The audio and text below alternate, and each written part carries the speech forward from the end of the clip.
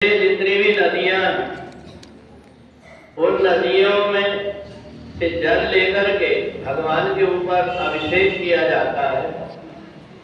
जो भक्त होते हैं वो आवाहन करते हैं तीर्थों का, इसलिए अपन एक काम करते हैं, सारे देवता जल बन जाते हैं और 1 महीने तक पृथ्वी में निवास करेंगे।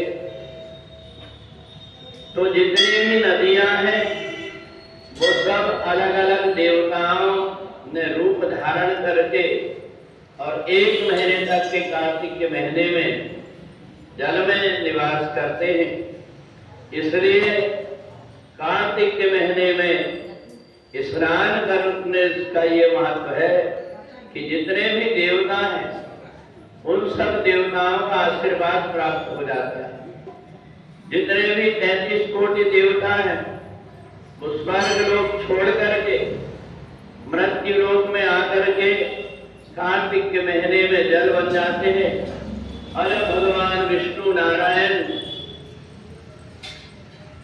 जब देवउठनी एकादशी के दिन उठ करके अपने लोक को जाने लगते हैं, उस समय पर सारे देवता उनका स्वागत करने के लिए पृथ्वी लोक में आते हैं।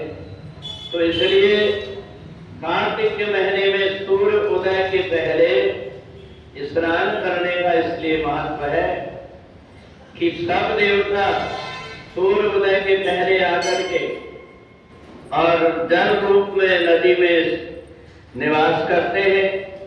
इसलिए जो भी व्यक्ति कहीं भी घर में रह करके भी अगर भगवान से प्रार्थना करता है तो उसे उसी जल में ही गंगा, सरस्वती, रेवा ये सारी नदियां आकर के और देवताओं से मिलने का उनको सौभाग्य देती।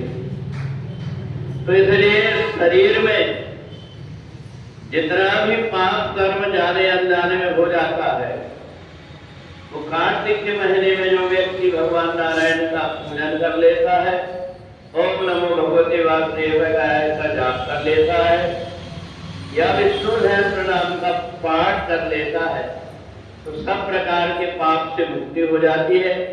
इसलिए जो कार्तिक का महीना है इसमें जल का इसलिए महत्व है, ये जल साधारण नहीं, सभी देवताओं का अंश रूप शरीर है।